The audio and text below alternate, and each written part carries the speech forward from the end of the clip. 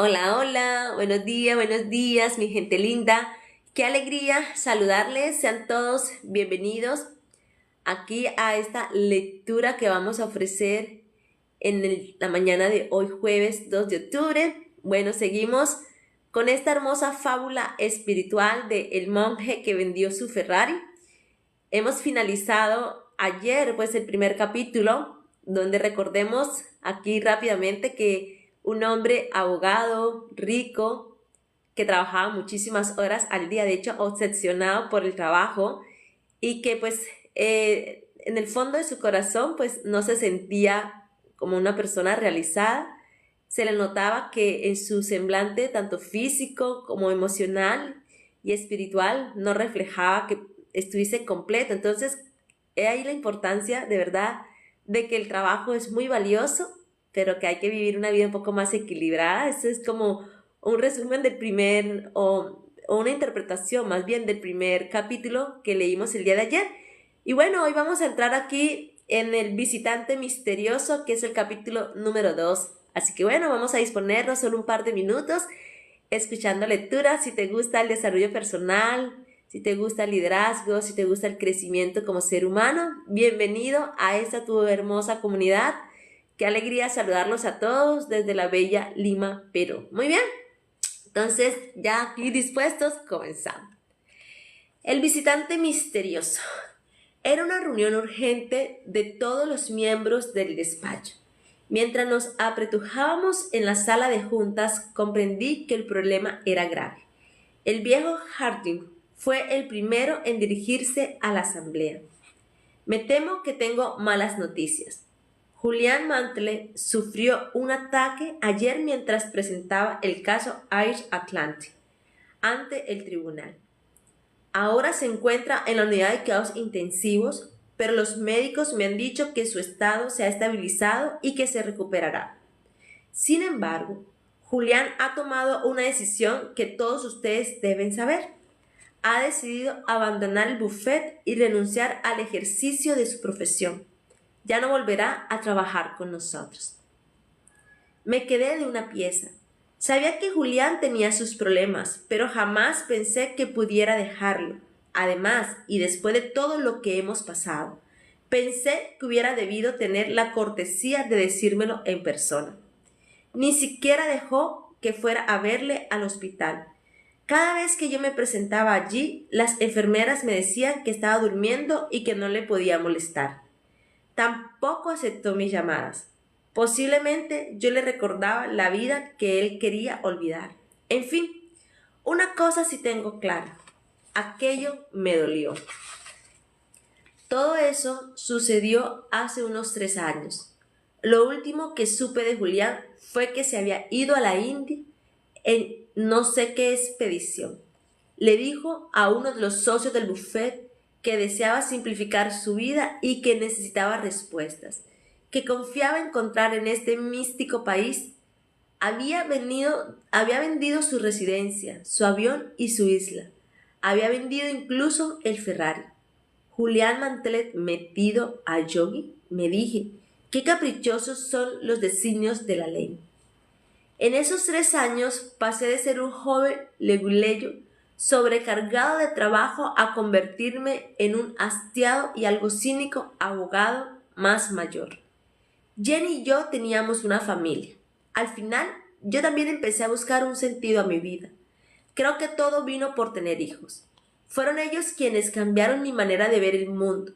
Mi padre lo expresó mejor cuando dijo, John, cuando estés a las puertas de la muerte, seguro que no desearás haber pasado más tiempo en la oficina. Así que empecé a quedarme más horas en casa, decidido a iniciar una vida decente, si bien más ordinaria. Me hice socio del Rotary Club e iba a jugar el golf todos los sábados para tener momentos de conexión con mis clientes y colegas. Pero debo decir que en mis momentos de tranquilidad pensaba a menudo en Julián y me preguntaba qué habría sido de él después de nuestra inesperada separación. Tal vez estaría viviendo en la India, un lugar tan grande y diverso que hasta un alma inquieta como la suya podía encontrar allí un hogar. ¿O estaría haciendo senderismo en Nepal? buceando en las Islas Caimán? Había una cosa segura. Julián no había vuelto a ejercer. Nadie había recibido una postal suya desde que partiera hacia su exilio voluntario. Las primeras respuestas a algunas de mis preguntas llegaron hace cosa de 2 meses. Yo acababa de reunirme con el último cliente de un día espantoso cuando Genevieve, mi talentosa ayudante, se asomó a la puerta de mi pequeño y bien amoblado despacho. «Tienes una visita, John. Dice que es urgente y que no se irá hasta que hable contigo». «Estoy con un pie fuera, Genevieve», repliqué con impaciencia. «Voy a comer un bocado antes de terminar el informe». «Hamilton, no me queda tiempo para recibir a nadie. Dile que concierte una cita como todo el mundo y si te causa problemas llama a los de seguridad. Es que dice que es muy importante, no piensa aceptar una negativa».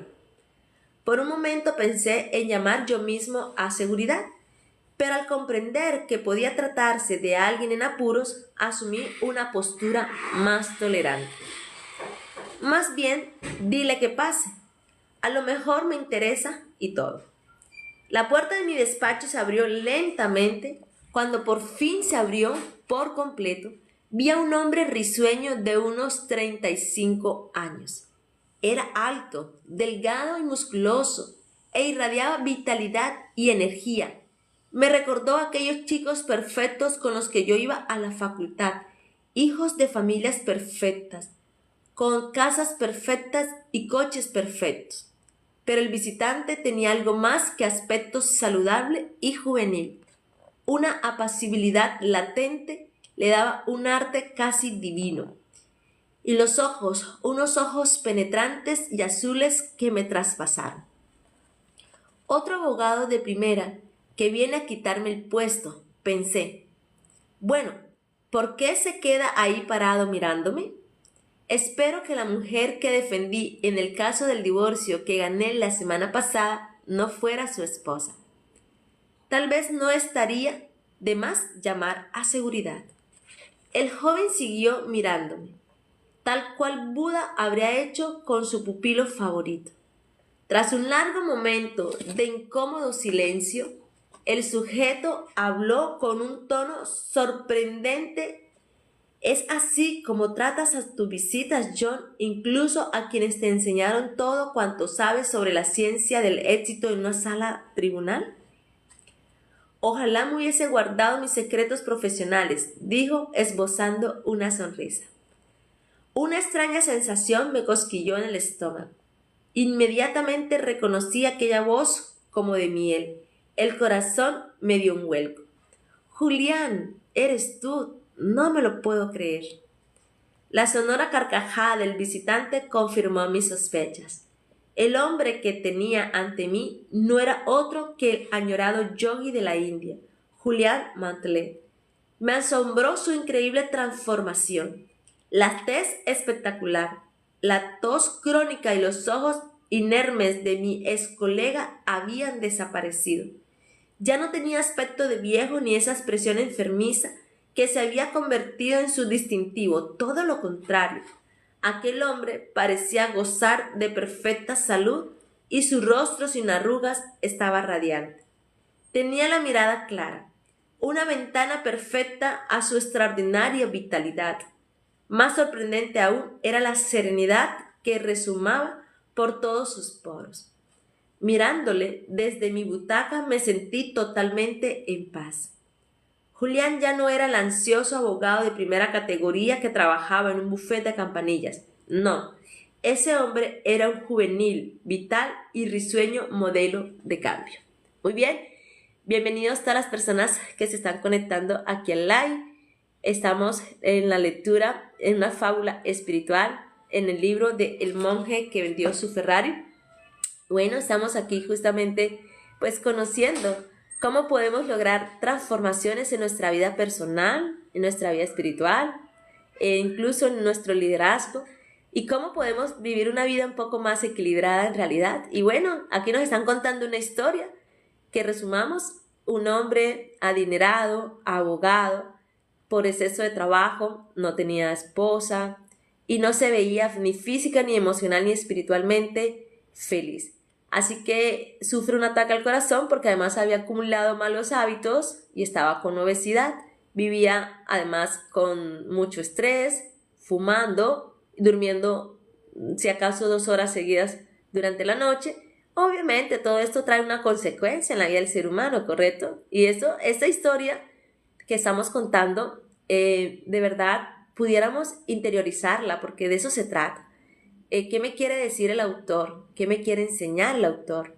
¿Qué tengo que cambiar? Porque a veces actuamos de ciertas formas que creemos que estamos obviamente encaminados hacia lo correcto. Y qué bonito es de verdad poderse, a través de la sabiduría de los libros, inspirar para cambiar. Entonces, nos hablaba de que estando en pleno tribunal le dio un infarto y él decidió renunciar, desaparecer y vuelve y reaparece 3 años. Quien está contando esta historia es su amigo John, una persona a quien él le enseñó todo lo relacionado pues con obviamente trabajar en un buffet prestigioso y tribunales como tal. Entonces él está contando la transformación ahora en este segundo capítulo, que llega una persona totalmente distinta, una persona juvenil, cuando su amigo aparentaba obviamente más edad, una persona sana, una persona delgada, y su amigo pues estaba con obesidad y pues solamente lo reconoció cuando este amigo pues le habla, cuando Julián le dice: no me reconoces, así tratas a un amigo. O sea, mira qué lindo es ver la transformación de otras personas. Pero bien, vamos a seguir avanzando un poco con la lectura. Estaba poniendo así en contexto a las personas que están ingresando al live. Bienvenidos todos, bendecido día. Bien, ingresamos al capítulo número 3. Dice: la milagrosa transformación de Julián Mantle. Yo no salía de mi asombro. ¿Cómo podía alguien que solo unos años atrás parecía un viejo, ahora verse tan enérgico y tan vivo? Me pregunté con callada incredulidad. ¿Alguna droga mágica le había permitido beber de la fuente de la juventud? ¿Cuál era la causa de este extraordinario cambio de personalidad? Fue Julián quien habló primero. Me dijo que el mundo hipercompetitivo de la abogacía se habrá cobrado su precio, no solo física y emocionalmente, sino también en lo espiritual. El ritmo trepidante y las incesantes exigencias del trabajo le habían agotado por completo. Admitió que igual que su cuerpo se veía abajo, su mente había perdido brillo. El infarto no fue sino un síntoma de un problema más hondo. La presión constante y el extenuante trabajo de un abogado de primera categoría habían destruido a sí mismo y más importante y quizás más humana cualidad, su espíritu. Cuando su médico le planteó el ultimátum de renunciar a la abogacía o renunciar a la vida, Julián creyó ver otra oportunidad de oro de reavivar el fuego interior que había conocido de joven, un fuego que había ido extinguiéndose a medida que el derecho pasó de ser un placer a volverse un negocio. Julián se entusiasmó visiblemente al explicar cómo había vendido todas sus posesiones materiales antes de partir rumbo a la India, un país cuya cultura ancestral y tradición mística le habían fascinado siempre. Viajó de aldea en aldea, a veces a pie, otras en tren, aprendiendo nuevas costumbres, contemplando paisajes eternos y amando cada vez más aquel pueblo que irradiaba calidez, bondad y una perspectiva refrescante sobre el verdadero significado de la vida. Incluso los más poseídos abrían su casa y su corazón a aquel cauteloso visitante de Occidente. A medida que pasaban las semanas en aquel prodigioso entorno, Julián empezó a sentirse nuevamente vivo, quizás por primera vez desde que era un niño. Pronto recuperó su curiosidad innata y su chispa creativa, así como su entusiasmo y sus ganas de vivir. Empezó a sentirse más joven, más sereno y recuperó algo más, la risa. Aunque Julián había disfrutado hasta el último minuto de su estancia en aquel exótico país, dijo también que su viaje fue algo más que unas meras vacaciones, para despejar una mente sobrecargada. Describió su temporada en la India como una odisea personal del yo, confiándome que estaba dispuesto a descubrir quién era realmente y que sintió que tenía una vida antes de que fuera demasiado tarde. Para ello, su máxima prioridad era seguir el ejemplo de la enorme reserva de sabiduría apartada por aquella cultura y vivir una vida más plena, esclarecida y gratificante.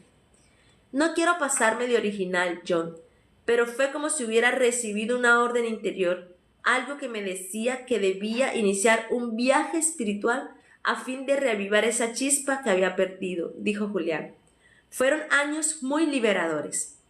Cuanto más exploraba, más oía hablar de unos monjes que habían sobrepasado la centena, monjes que pese a su avanzada edad, conservaban toda su energía, vitalidad y juventud.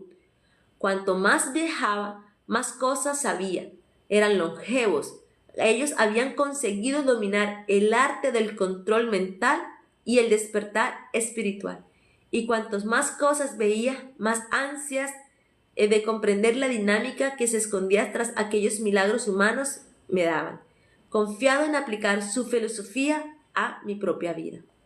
Durante las primeras etapas del viaje, Julián buscó a conocidos y respetados profesores. Me dijo que todas, sin excepción, le recibieron con los brazos y los corazones abiertos, compartiendo con él todos los conocimientos que habían absorbido en sus largas vidas de callada contemplación sobre los más sublimes temas relacionados con la existencia. Julián trató de describir la belleza de los templos antiguos esparcidos por el místico paisaje de la India, edificios que parecían leales guardianes de la sabiduría de los tiempos. Dijo también que le emocionó la sacralidad de aquellos lugares. Fue una época mágica, John. Yo que era un leguleyo viejo y cansado, que lo había vendido todo desde mis roles hasta mi caballo de carreras, había metido lo poco que me quedaba en una mochila que convertía en mi único acompañante mientras me imbuía en las eternas tradiciones de Oriente. ¿Te costó dejarlo?, pregunté, incapaz de contener mi curiosidad. En realidad fue muy fácil. La decisión de renunciar a la abogacía y a todas mis posiciones terrenas me pareció natural. Albert Camus dijo una vez: la verdadera generosidad para con el futuro consiste en entregarlo todo al presente. Pues bien, eso hice yo. Sabía que necesitaba cambiar, así que decidí escuchar a mi corazón y hacerlo por lo alto. Mi vida se volvió mucho más sencilla y plena en cuanto dejé atrás el bagaje de mi pasado. Tan pronto prescindí de los grandes placeres de la vida, empecé a disfrutar de los pequeños, como ver un cielo estrellado al claro de la luna o empaparme del sol en una gloriosa mañana de verano. Además, la India es un lugar tan estimulante intelectualmente que apenas pensé en lo que había dejado atrás. Esos encuentros iniciales con los sabios y eruditos de esa cultura exótica no proporcionaron, pese a ser integrantes, el saber que Julián ansiaba. Las enseñanzas que él buscaba para cambiar su vida le rehuyeron en esa primera parte de su odisea. El primer paso real no llegó hasta que Julián llevaba 7 meses en la India. Y bien, vamos aquí haciendo una pausa con la lectura. Estamos finalizando en estos minutos de lectura. Pero mira qué lindo esto que hemos leído. Dice, sabía que necesitaba cambiar. O sea, qué importante. A veces las personas sabemos que necesitamos hacer un cambio en nuestra vida. Y no necesariamente tiene que ser el dejar un trabajo, ¿correcto? Un cambio personal. Por eso es importante identificar qué me está queriendo decir a mí esta lectura. Bien, entonces, voy a volver a leer esto que me encantó. Dice, sabía, a ver, ¿dónde me quedé? Ok, sabía que necesitaba cambiar. Así que decidí escuchar a mi corazón y hacerlo todo por lo alto. Mi vida se volvió más sencilla y plena en cuanto dejé atrás el bagaje de mi pasado. O sea, qué lindo, nos está invitando de alguna forma u otra a revisar de nuestra vida qué necesitamos cambiar para poder vivir en plenitud. Entonces, bueno, quiero que te quedes con esta frase, con estas líneas, para que de verdad empecemos a reflexionar sobre nosotros mismos. O sea, estamos leyendo una lectura hermosa, es una fábula espiritual increíble, pero ¿qué me dice a mí? ¿Qué me quiere hacer cambiar a mí? ¿En qué afecta mi vida si yo decido hacer un cambio, una transformación? Entonces, qué bonito de verdad que podamos, obviamente, ir mirando nuestro interior y tener como ese despertar y empezar a cambiar si hay algo que definitivamente consideramos, por supuesto, que necesitamos cambiar. Bien, entonces, por hoy vamos a terminar aquí esta lectura. De verdad que me agrada poder estar aquí frente a ustedes y de manera especial agradezco a cada una de las personas que han escuchado una parte o en su totalidad estos 20 minutos que hemos hecho de lectura.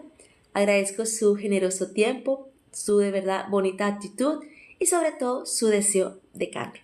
Yo deseo que hoy jueves tengan un día feliz, un día extraordinario, un día bendecido y que todo lo que hagan sea siempre para agradar a Dios. Les deseo entonces un día bonito y si confiando en Dios, mañana viernes nos vemos a las 6 de la mañana por este mismo canal. Que mi Dios me los bendiga. Abracitos para todos. Adiós, adiós. Gracias por conectarse.